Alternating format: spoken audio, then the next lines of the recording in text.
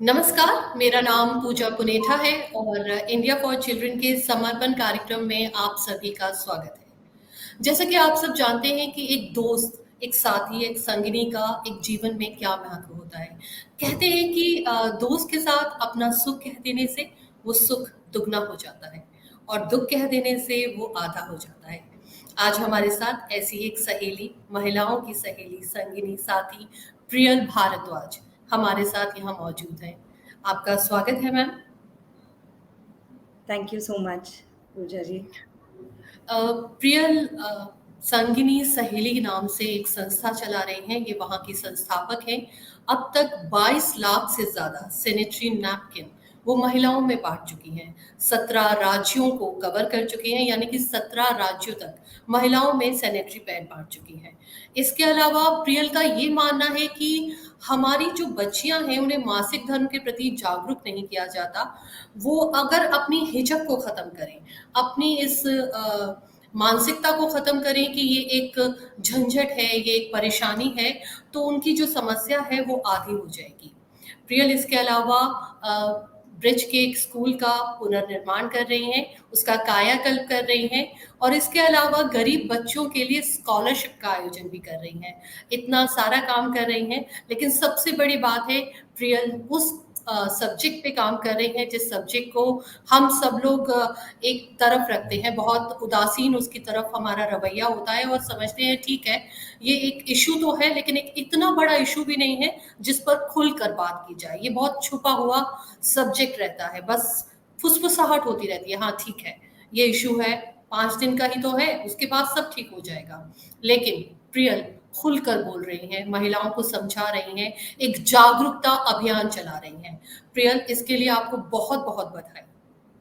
Thank you so much Pooja जी। सो मेरा जी, सबसे पहले मेरा सवाल यही रहेगा कि अ, संगिनी सहेली, इसका सफर, इसकी शुरुआत कैसे हुई? संगनी सहेली का सफ़र लगभग 3.5 साल पहले शुरू हुआ था और 3.5 सालों में हम 17 राज्यों तक पहुँच गए। पीछे मुड़कर देखती हूँ और सोचती हूँ तो लगता है कि किस तरीके से ये एक पायलट प्रोजेक्ट की तरह चला और इसको हमने 17 राज्यों तक पहुँचाने की कोशिश रही हमारी। खास तौर पर जब मैं पहले एक संस्था के साथ जुड़ी हुई थी, वहाँ मैं उन लोगों के साथ कंट्रीब्यूट करने में लगी हुई थी, जहाँ पे कि हमने गरीब लोगों को खाना खिलाने का काम करते थे इनिशियली। जब मैं फीड माय नोएडा कर रही थी, उस दौरान मुझे लगा कि खाना तो हम खिला ही रहे हैं और भी तमाम संस्थाएँ इस चीज़ पे काम करने में लगी हुई हैं। जब कोविड में इसका विकराल रूप देखने के लिए मिला, तो जब घरों में लोग बैठे हुए थे, तब हम लोग मतलब जब मैंने घर से निकलना शुरू किया और मेरे घर वाले मुझे रोकते रहते थे, बोलते थे कि कोविड में ये घर से बाहर जा रही है और ज़रूर हम सब लोग भी इसकी चपेट में आएँगे ही आएँगे और इतना फर्स्ट लॉकडाउन से लेकर के जब ये सफ़र हमने एकदम पैशनेट वे में शुरू किया, उसका मुख्य कारण यही था कि खाना जब खिला रहे थे, 28 मई को जब हमारी बसेस का पलायन यहाँ से शुरू हुआ नोएडा से, तो वहाँ हमने खाना खिलाना चालू किया सरकारी तंत्र के साथ में मिल करके क्योंकि उनकी भी लिमिटेशन थी, किसी को नहीं पता था कि ये इस तरीके से कोविड आएगा और इसको हैंडल कैसे करना है। तो मैन हैंडलिंग, ऑर्गेनाइज़ेशनल लेवल पे हैंडलिंग करना एक बहुत बड़ा चैलेंज था।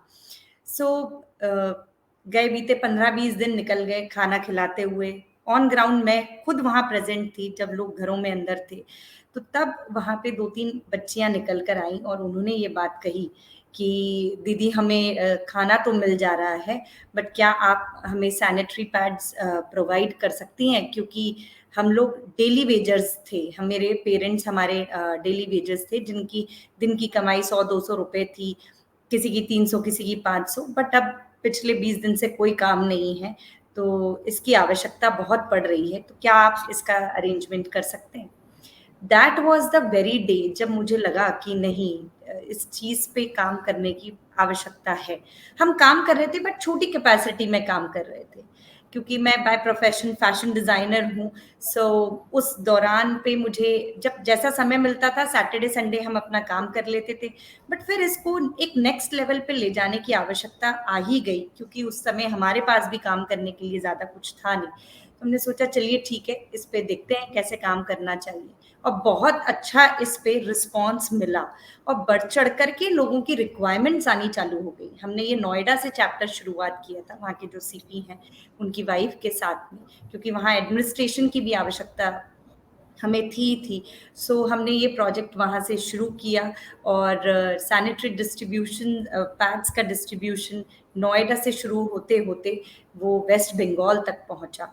तो 17 राज्यों में चैलेंजेस बहुत सारे थे, क्योंकि उस दौरान आप सामान पहुंचा भी नहीं पा रहे थे, आपके कम्यूट करने के लिए आपके पास में ट्रैवल का कोई एज सच सपोर्ट नहीं था।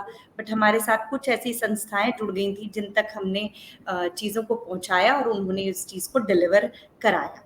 सो जम्मू के डोडा छोटे से डिस्ट्रिक्ट से लेकर के वेस्ट बंगाल, और उस टाइम एम्फिन अगेन आ गया था, सो वहाँ भी एक बहुत बड़ा चैलेंज था। सो तमाम सभी राज्यों में काम करते चले गए, और इसकी चेन ऐसी, इसकी एक्चुअल में ह्यूमन चेन बन गई। तो जहाँ जो लोग पदस्थ थे उन्होंने काफ़ी बढ़ चढ़ करके आगे निकल कर आए, और उन्होंने अपने स्वयं खुद अपनी डिस्ट्रिक्ट्स में जहाँ जो पोस्टेड था उन्होंने वहाँ पे इसके कैंप्स कंडक्ट किए, और संगनी सहेली से जो सपोर्ट हो सकता था वो संगनी सहेली ने किया।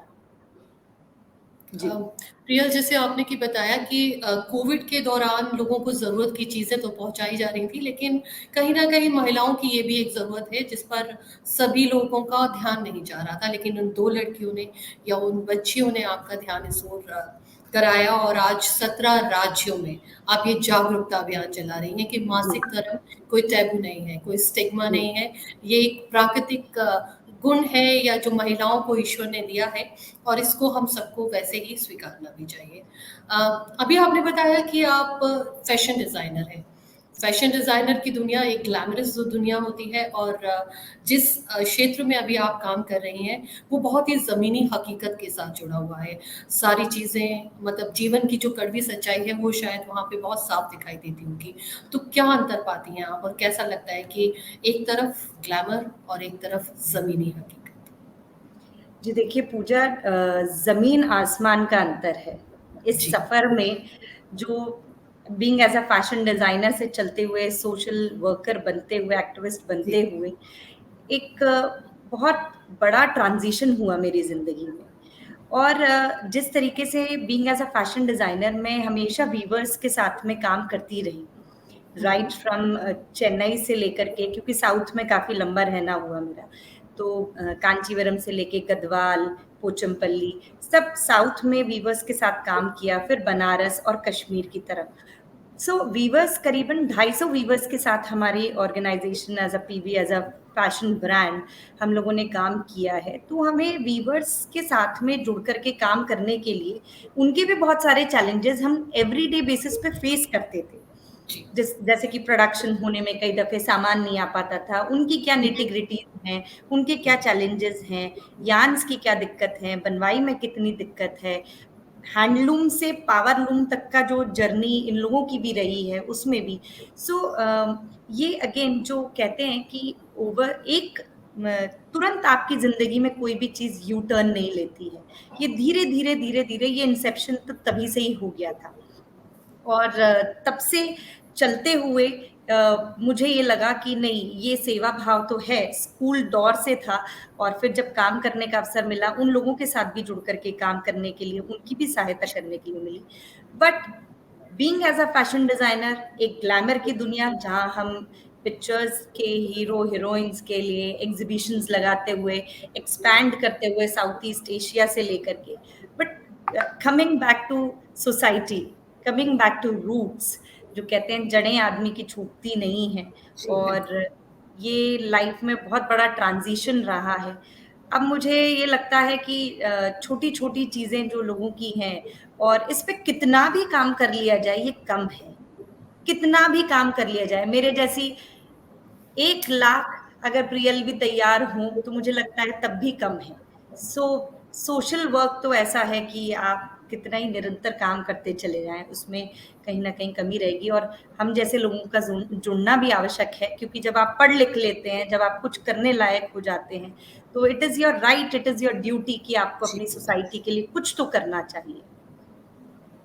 प्रियल ने बहुत खूबसूरत बात कही कि जब हम पढ़ लिख जाते हैं, जब हम उस मुकाम पर पहुंच जाते हैं जहां हमें सही और गलत का फर्क नजर आता है, तो इसका इस्तेमाल हमें लोगों को जागरूक करने के लिए जरूर करना चाहिए। ये एक हमारा सोसाइटी के प्रति भाव भी है। प्रियल, लड़कियां मासिक धर्म को लेकर जागरूक तो हैं, मतलब मेरे कहने का है उन्हें पता तो है, लेकिन उनकी माँ भी उन्हें सिर्फ यही इंफॉर्मेशन देती हैं कि ठीक है, ये महीने के 5 दिन हैं, इस दिन आपको घर में रहना है, सावधान रहना है। लेकिन अभी भी साफ सफाई या इससे संबंधित जो दूसरी बीमारियां हैं उनके बारे में इंफॉर्मेशन नहीं है। तो उसके लिए क्या किया जा रहा है? पूजा, इसके बाद जब कोविड तो खत्म हो गया, बट हमने इस चीज को प्रण लिया कि नहीं, जिस तरीके से एक बेसिक एसेंशियल, जैसे कि बिना आलू के किचन नहीं चलता, प्याज के बिना किचन नहीं चलता, सिमिलरली हम बीइंग एज अ गर्ल्स, हमारी लाइफ में ये एक बहुत ही इम्पोर्टेंट एस्पेक्ट है। तो हमने डिसाइड किया कि नहीं, इसके ऊपर हम लगातार काम करेंगे। छोटे छोटे कैंप्स, बड़े कैंप्स, जैसी भी कैपेसिटी में हो सकता है, हमें लगातार इस पे काम करने की आवश्यकता है। जहाँ पे कि हमने एक अपना स्टडी करी, और स्टडी करके हमको ये समझ में आया कि छठी, 7वीं और 8वीं क्लास की जो बच्चियां हैं स्पेशली, उनके उनको इन्फॉर्मेशन देनी बहुत ज़्यादा ज़रूरी है। क्योंकि जब एक बार लाइफ में बच्चियां जब 8th क्लास पास कर जाती हैं, और जब तक के वो भी अपने एक साइकिल में, रूटीन में आ जाती हैं, तब तक उनके पास में सारी इन्फॉर्मेशन आ चुकी होती है। बट वो जो इनिशियल स्टेप्स हैं और स्टेजेस हैं, वहाँ पे बच्चियों को गाइड करना बहुत ज़्यादा ज़रूरी है। सो हम छोटे छोटे बच्चों के साथ में, छठी 7वीं क्लास की बच्चियों के साथ में हम ये कैंप्स को कंडक्ट कर रहे हैं, और उसी के साथ साथ उनकी माताओं को, क्योंकि आज भी रूरल, जब हम इंडिया में जाते हैं, और जो रूरल भारत है वही एक्चुअल भारत है। जी सो बिल्कुल। वहाँ पे जब जाकर के बातचीत करने के लिए, तो आज भी महिलाएं बहुत हिचकती हैं, शर्माती हैं, बात नहीं करना चाहती हैं। कई जगहों पे बहुत अच्छा रिस्पांस मिला, जहाँ गांव की महिलाएं बड़ी बढ़ चढ़ करके पीरियड जैसा बोल्ड शब्द वो बोलने की पूरी उनके अंदर ताकत है, वो बोल रही हैं। तो हर प्रकार के एक्सपीरियंसेस हैं, डेफिनेटली चेंज है सोसाइटी में, बट इसके ऊपर अभी भी बहुत काम करने की आवश्यकता है। जब तक के जिस प्रकार से वेस्ट कंट्रीज की महिलाओं को, बच्चियों को इस चीज का अधिकार है कि ये उनका एसेंशियल राइट है, तब तक मुझे लगता है कि इसको कंसिडर, जब तक के हमारे यहाँ चैलेंजेस हैं, मैं जानती हूँ जनसंख्या एक बहुत बड़ा चैलेंज है इंडिया के लिए, बट मुझे लगता है कि ये इनकॉर्पोरेट होना चाहिए। प्रियल, आप बता रहे हैं कि आप जब रूरल एरिया में काम करते हैं तो वहाँ ज़्यादा मुश्किल होती है। कई जगह अगर लगता है ठीक है, इसे सहज रूप से स्वीकारा जा रहा है, बट कहीं पर थोड़ी असहजता तो ज़रूर रहती होगी। जी। सैनिटरी पैड उनके लिए अभी भी एक नया टर्म है, मतलब उन्हें शायद अभी भी आदत है वो पुराने ढंग से कपड़े का इस्तेमाल करने की, या फिर शायद उस कपड़े को बार बार धोकर वैसे इस्तेमाल करने की। तो उससे कई तरीके की बीमारियां होती हैं। और दूसरी बात यह है कि गाँव में अब भी डॉक्टर की सुविधा मुहैया होना बहुत मुश्किल है, खासतौर से एक लेडी डॉक्टर का की फैसिलिटी होना तो अब भी बहुत मुश्किल बात है। तो जी। यहाँ पर भी शायद कोई काम चल रहा है कि अगर महिलाओं को इस तरीके की कोई बीमारी होती है या जागरूक किया जाता है, तो उनको अगर लेडी डॉक्टर भी वहाँ पर कोई उनकी हेल्प करे। जी देखिए, इंटीरियर पार्ट्स के चैलेंजेस बहुत सारे हैं।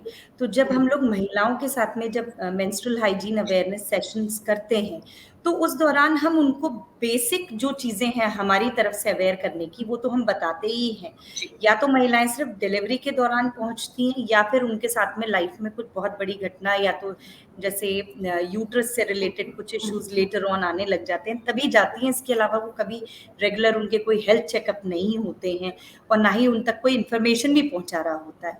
तो हम ये कोशिश में लगे हुए हैं कि इसके साथ साथ उनको इस चीज पे भी जागरूक करने में, कि आप लोग साल में, 6 महीने में नहीं तो साल में एक बार जरूर आप डॉक्टर के पास में जाइए। जो सरकारी आपके इर्द गिर्द अस्पताल हैं, वहाँ जरूर लेडी डॉक्टर, जिस प्रकार से डिलीवरीज हो रही हैं उसी प्रकार से डॉक्टर भी बैठी हुई है, तो आप जाइए, अपनी हेल्थ को इम्पोर्टेंस दीजिए, क्योंकि आप फलक्रम है घर का। इस चीज पे हम लोग काम करने में लगे हुए हैं, उनको इन्फॉर्मेशन तो प्रोवाइड कर ही रहे हैं। और 100 में से ऐसी 10 महिलाएं हैं जिन्होंने इसको जाकर के एड्रेस भी किया है। जैसे कि जी 40 साल से प्लस के लिए मैमोग्राफी के लिए मैंडेटरी, उनको ये भी बताया। महिलाओं को कोई कुछ बताने के लिए कोई गया ही नहीं है वहां तक, जी, ऐसा बिल्कुल लगता है न जाना। बिल्कुल। उनमें शायद वो जागरूकता है ही नहीं। उन्हें लगता है कि ये जो मतलब सुबह का उठना और शाम को वही काम करते हुए सो जाना यही जीवन है। लेकिन जी शायद आप जो काम कर रही हैं, वो उनके लिए बहुत ही सहायक रहेगा, क्योंकि आप उन्हें जागरूक कर रही हैं कि महिलाओं की खुद की भी कुछ ज़रूरतें होती हैं, खुद की भी उनको खुद की समस्याओं के लिए भी एक ध्यान देना ज़रूरी है। प्रियल, अगर हम याद करें अपने स्कूल के दिनों को, तो हमारे स्कूल में भी ऐसा कोई मतलब प्रायोरिटी पे नहीं था कि हाँ, जो पीरियड्स हैं या जो माहवारी है, मासिक धर्म है, इसे लेकर टीचर्स के सामने भी जाना, टीचर को बताना कि हमें ये इशू हो गया। क्योंकि कई बार होता है लड़कियाँ स्कूल में पैड्स नहीं ले जा पाती, वो जी तैयार नहीं होती हैं, तो टीचर का भी मैंने कभी-कभी उस समय शायद अपने समय में वो रवैया देखा था कि वो अजीब से उदासीन रवैये के साथ या अजीब से देखते हुए कि अरे तुम तो तुमको पता नहीं रहता क्या, तुम घर से तैयार होके नहीं आते हो, तुमको पता होना चाहिए। इस तरीके का एक टॉन्ट, एक ताना सुनने को मिलता है। अभी ऑफिस में देखा जाए तो ऑफिस में भी लड़कियों के लिए वैसे इंतजाम या अलग से कुछ ऐसी चीजें नहीं की जाती। ये कितना प्रायोरिटी पे होना चाहिए, इसके लिए हमें और अपनी कितनी आवाज बुलंद करनी चाहिए कि लड़कियां स्कूल में और ऑफिस में इस चीज को लेके सहज रह सके। अ, बिल्कुल पूजा, इसके ऊपर डेफिनेटली जब तक आप और हम बात नहीं करेंगे, तब हम्म। तक इस चीज पे ना आवाज उठेगी और ना आवाज उठाने वाले लोग एक दूसरे के साथ में चलकर आगे बढ़ पाएंगे। तो जैसा कि मैंने कहा कि 6, 7 और 8 क्लास की बच्चियों को स्पेशली हम्म। टीचर्स के द्वारा स्कूल के माध्यम से, बिकॉज होता क्या है कि बच्चियां आपस में थोड़ा बहुत बातचीत कर लेती हैं, कोई किसी का अगर पहले पीरियड आ जाता है तो वो उनको बताने की कोशिश करती हैं, बट बाकी जो इंफॉर्मेशन है बच्चियों तक, राइट इंफॉर्मेशन पेरेंट्स पहुंचाती नहीं है, स्पेशली मतलब मदर की ही ड्यूटी है।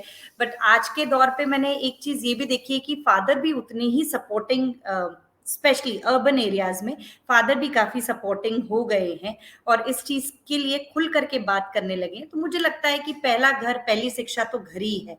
सो घर से अगर बच्चों को राइट इंफॉर्मेशन मिलेगी तो उनके लिए बेहतरी के लिए होगा।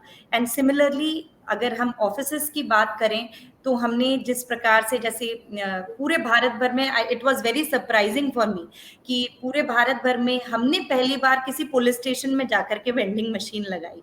So that was quite surprising और मुझे लगा कि दिल्ली मतलब राजधानी में हम पहली बार जाकर के कहीं वेंडिंग मशीन लगा करके आए। सो सोच में कितनी बदलाव करने की आवश्यकता है। सो उसी प्रकार से फिर हमने वेंडिंग मशीन्स तमाम सभी जगह जहां जहां, और ऐसे भी एरिया से हमें गुरेज जैसी जगह जो कि कश्मीर का लास्ट एलओसी का पॉइंट है, वहां से भी हमने अभी रिसेंटली वहां भी वेंडिंग मशीन लगाई। सो रिक्वायरमेंट तो है, जितना कर सकते हैं उतना अपनी तरफ से कोशिश कर रहे हैं करने की। और ऑफिसेस को, कॉरपोरेट हाउसेस को भी अपने यहाँ जो महिलाएं आ रही हैं उनको स्पेशली ड्यूरिंग दीज डेज उनका थोड़ा बहुत भी केयर हो जाए तो एक सांत्वना भी काफी होती है, मुझे ये लगता है। बट यस, थोड़ी सेंसिटिविटी तो होनी चाहिए। जी। प्रियल, अभी आप बता रहे थे कि एक पुरुष पिता के तौर पर जागरूक हो रहा है, यानी कि वो जानता है कि उसकी बेटी के साथ ये मासिक धर्म जैसा एक प्राकृतिक जो भी प्रोसेस है वो होने वाला है, तो वो तैयार रहता है, वो उनके प्रति सेंसिटिव भी होता है। लेकिन एक आम पुरुष अ, की क्या भूमिका रहती है? वो तो अभी भी वैसा ही है, ठीक है, ये तो तुम्हारे लिए नॉर्मल बात है, क्यों इतना हाय हल्ला करती हो, इतना शोर क्यों मचाती हो, दर्द होता है क्यों बर्दाश्त नहीं कर लेती हो। अ, ये इनसेंसिटिविटी कहीं न कहीं अखरती है, परेशान भी करती है। तो क्या उनको कैसे सेंसिटिव किया जाए? उनके लिए क्या सेंसिटाइज़ेशन के प्रोग्राम चलाए जाएँ कि उन्हें भी बताया जाए, भई ये इतने नॉर्मल डेज़ भी नहीं होते जितना आपको लगता है, ये वाक़ई में एक तकलीफ-देह प्रोसेस तो है। पूजा, मैंने ये चीज़ देखी और पंजाब में हमारे जो वॉलंटियर्स थे उन्होंने ड्राइवर्स के बीच में ये सैनिटरी पैड का ड्राइव किया था, तो वहाँ पे देखने के लिए मिला कि आदमियों को सब कुछ पता होता है, जी, सारी चीज़ें बिल्कुल। पता होती हैं, ये है मैं ना? यकीन से कह सकती हूँ, उन्हें सब पता होता है। उन्हें सब पता होता है, बट कोई भी खुल करके उस चीज़ के ऊपर बात करने के लिए तैयार नहीं होता है, और मतलब बल्कि उनके पता नहीं माइंडसेट में ये चीज है, या तो आप बीती नहीं है, जब तक आदमी के ऊपर खुद नहीं बीतता है तो उसको बिल्कुल। ये नहीं समझ आता है। बट हाँ, आज की जो जनरेशन है, जैसे हमारे जो घर में जो अब बच्चे हैं, या मेरे हस्बैंड हैं, या मेरे भाई वगैरह हैं, तो हमने देखा कि नहीं, घर में जब से मैंने इस चीज के ऊपर काम करना चालू किया, it has become such a normal thing कि मेरे फादर भी बात कर रहे हैं, घर में जितने बड़े बुजुर्ग हैं वो भी इसके ऊपर खुल करके बात कर रहे हैं। तो जैसा कि हमने डिस्कस किया इस बारे में कि घर ही पहला आपका इंस्टीट्यूशन है जहां से आप इसके अंदर चेंजेस ला सकते हैं। जब मेरे हस्बैंड जाकर के बोलते हैं कहीं कि आप रियल इस चीज पे काम करने में लगी हुई है, तो चार लोग कहते हैं कि नहीं, बिल्कुल ठीक बात है। और उसी तरीके से मुझे लगता है कि सोच में भी बदलाव तो है। सो ये मेरा जितना जो बैंडविथ है, जो मैंने काम करके देखा और लोगों के साथ में, तो डेफिनेटली लोगों के बीच में है, और आदमियों की भी सोच काफी बदल रही है इस चीज को लेकर के। आने वाली जनरेशन और आने वाली जो पीढ़ी है, वो तो डेफिनेटली इस चीज को सेंसिटाइज करके ही लेगी, ऐसी उम्मीद है। जी। जी। प्रियल, कहीं न कहीं हम इन एडवर्टाइज़मेंट को भी धन्यवाद कह सकते हैं, या इनका भी एक कहीं अच्छा खासा रोल रहा है कि इस चीज़ को सहज बनाने में। क्योंकि उनको तो ख़ैर अपनी मार्केटिंग करनी होती है, लेकिन जी। ये एक बहुत ही व्यापक स्तर पर टीवी पर जब कोई चीज़ दिखाई दे दी सॉरी जब टीवी पर कोई चीज़ दिखाई जाती है, तो वो धीरे-धीरे कहीं न कहीं आपके दिमाग में सहज होती जाती है, वो आप धीरे-धीरे ग्रहण करने लगते हो। तो कहीं न कहीं लोगों को लगना शुरू हुआ, हाँ, ठीक है, ऐसी भी चीज़ें हैं। बिल्कुल, अभी आप ठीक केमिस्ट कह में रहे भी हैं। मिलता है, लेकिन अजीब है, अभी भी जब भी केमिस्ट पे लेने जाओ तो वो एक काले पॉलिथीन में बांध के देता है, या उसको पहले से कागज में अखबार में पैक करेगा फिर आपको देगा, क्योंकि जी। अभी भी उनको लगता है कि ये नहीं, थोड़ा सा आप शर्माने वाली या सकुचाने वाली कोई बात है। बिल्कुल, आप ठीक कह रहे हैं। ये बात बिल्कुल ठीक है, और यही मेरा भी ऑब्जर्वेशन है। सो बट ठीक है, जब हम जैसे लोग जब बोल्डली बिल्कुल। इस चीज़ पे बोलते हैं, बात करते हैं, तो लोग भी सुनते भी हैं और जानते भी हैं और समझ भी रहे हैं, और आगे भी इस चीज़ को बढ़ा रहे हैं। बट हाँ, केमिस्ट का जैसे आपने कहा, ये बिल्कुल ठीक बात है। और टेलीविज़न की बात रही कि जो वीडियोज़ है और सारे, बिकॉज़ विजुअल जो इम्प्रिंट होता है, वो दिमाग में छप जाता है। सो बच्चों को भी इस चीज़ से काफ़ी नॉलेज मिल रही है, और बहुत अच्छा है इस चीज़ के लिए, मतलब जितना विजुअली दिखेगा उतना अच्छा है। प्रियल, इसके अलावा आप स्कूल्स के कायाकल्प और स्कूल के पुनर्निर्माण पे भी काम कर रही हैं, बच्चों के लिए स्कॉलरशिप पे भी काम कर रही हैं। उसके बारे में भी हम सबको बताएँ। जी।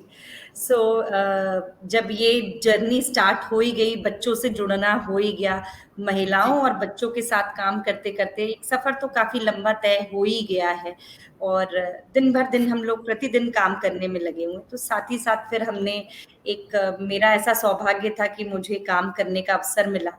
तो ब्रज शिक्षा कायाकल्प के अंतर्गत एक मथुरा के भीतर एक किशोरी रमन बालिका इंटर कॉलेज है। उस पे मैं तकरीबन, मुझे पौने 5 साल हो चला।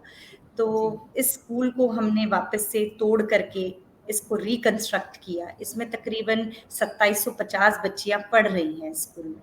पहले इसमें 6000 बच्चियाँ थीं। धीरे-धीरे जब बिल्डिंग की कंडीशन पुअर होती चली गई, क्योंकि ये गवर्नमेंट एडेड स्कूल है और 114 साल पुराना स्कूल है। ये उस ज़माने में स्थापित किया गया जब महिलाओं को और बच्चियों के लिए पढ़ाने के लिए इंस्टीट्यूशन एस्टेब्लिशमेंट, जो कि बहुत बड़ी बात रही होगी आज से 114 साल पहले। तो ये स्कूल अब आज की स्थिति में बनकर तैयार हो गया है, क्लासेस शुरू हो गई हैं, इसमें बड़े 22 कमरे बनाए गए, और जो एक्सपीरियंस था, ये अद्भुत जर्नी थी। मुझे लगता है मेरे जीवन का सबसे बड़ा काम ये रहा, जिसमें कि प्रतिदिन वो बच्चियाँ जा रही हैं। पहले जब जाना हुआ तो एक क्लासरूम में 100 बच्चियाँ, एक क्लासरूम में 125 बच्चियाँ, बैठने के लिए जगह नहीं है, वो दरवाज़े पे भी बैठने के लिए तैयार हैं। बस उनको पढ़ने के लिए कि कैसे करके बस हम पढ़ना चाहते हैं। सो ये बहुत बड़ा एक चेंज था लाइफ में, और इसके ऊपर काम करते-करते ये प्रोजेक्ट सफल हो गया, बनकर आज तैयार है और सुचारू रूप से चल रहा है। बहुत अच्छा काम हुआ ये। सो जब स्कूल जुड़ गया तो फिर स्कूल के साथ में बच्चियां जब जुड़ गई तो फिर बच्चियों के साथ में स्कूल आ गया, स्कूल के साथ में फिर एक स्कॉलरशिप का छोटा सा, क्योंकि तमाम बहुत सारी संस्थाएं अपने साथ जुड़ती चली गई। उन्हें जी, दिख रहा था, लोगों के पास, लोगों को पता होता है और वो करना भी चाहते हैं कि कुछ हम कहीं जाकर के डोनेट करें, कहीं कुछ चल करके सोशल वर्क करें, बट उनके पास में राइट प्लेटफॉर्म नहीं होते हैं। जी। उन्हें भरोसा नहीं होता है कि हमें कहाँ जाना चाहिए, कहाँ नहीं जाना चाहिए। सो लोगों ने भरोसा किया, लोगों ने साथ दिया, तो फिर साथ आगे बढ़ते-बढ़ते फिर हमने स्कॉलरशिप का भी एक प्रोग्राम शुरू किया, जहाँ पे कि जो बच्चियाँ स्कूल से पढ़ चुकी हैं, कॉलेज में जो जा रही हैं, उनके लिए आर्थिक स्थिति से जो कमज़ोर वर्ग का बच्चा है, बिलो पॉवर्टी लाइन में आता है, तो उसमें सर्टेन हमने क्राइटेरियाज़ डाले कि अंत्योदय अन्न राशन कार्ड होना चाहिए, बिलो पॉवर्टी लाइन का कार्ड होना चाहिए, साथ ही साथ आयु उनकी 25 साल से कम की होनी चाहिए, बिजली का बिल 200 यूनिट से कम का होना चाहिए, जो जेन्युइन बच्चे हैं जिनको वाकई में आवश्यकता है, क्योंकि सरकार भी मदद कर रही है, बट सरकार की भी लिमिटेशंस हैं। तो ये सोचते हुए हमने एक स्कॉलरशिप का प्रोग्राम भी स्टार्ट किया है। देखते हैं अब इसको कहाँ तक हम ले जा पाएंगे। जी। प्रियल, आज हमारे साथ बहुत सारे लोग जुड़े होंगे और इस कार्यक्रम को सुन रहे होंगे। जैसे कि आपने कहा कि लोगों को एक सही प्लेटफ़ॉर्म नहीं मिलता। वो काम तो करना चाहते हैं, वो किसी संस्था के साथ जुड़ना तो चाहते हैं, लेकिन उन्हें पता नहीं होता कि वो कैसे मदद करें। तो आप बताएँ, अगर कुछ लोग आपको सुन रहे हों और वो संगिनी सहेली या आपके स्कॉलरशिप अभियान के साथ जुड़ना चाहें, तो वो कैसे आप तक पहुँच सकते हैं? जी, बहुत सिंपल है पूजा जी, जी। आप जी, जो लिंक है हमारा वेबसाइट का, दैट इज़ www.sanganisahelli.org, और आप जी, इंस्टाग्राम का पेज है और साथ ही साथ फेसबुक का पेज है। आप उसमें जी, हमें मैसेज ड्रॉप करेंगे, उसमें एक हमारा जो व्हाट्सएप हैंडलिंग नंबर है, उस पे आप मैसेज कर दें या कॉल कर दें आप हमें, तो बहुत ही हमारे लिए सरल होगा, एंड मोस्ट वेलकमली इनवाइटेड जो भी हमारे साथ जुड़ना चाहता है। इससे अच्छा हमारे लिए क्या सौभाग्य होगा। इस सफर को और बड़ा बनाएंगे और देखते हैं कहाँ तक पहुंचेंगे। जी। जैसे कि आपने कार्यक्रम की शुरुआत में कहा था कि आप जैसी एक नहीं, बहुत सारे प्रियल की आवश्यकता है जो महिलाओं की ज़िंदगी में बदलाव ला सके। हम दुआ करेंगे, हम में से हर लड़की प्रियल बने और आगे बढ़े और महिलाओं की जागरूकता पर काम करे। प्रियल का कहना है कि जो माहवारी है वो अभिशाप नहीं है, ये प्राकृतिक देन है और इसके लिए महिलाओं को जागरूक होना बहुत ज़रूरी है।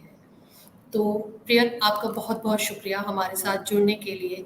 ये भी एक कदम रहेगा महिलाओं के प्रति जागरूकता बढ़ाने में। बहुत शुक्रिया, फिर से आपसे बात थैंक यू सो करेंगे। Much. Thank you so thank you much. So much thank you Puja, so much आपने पूरी टीम की अ, तरफ से।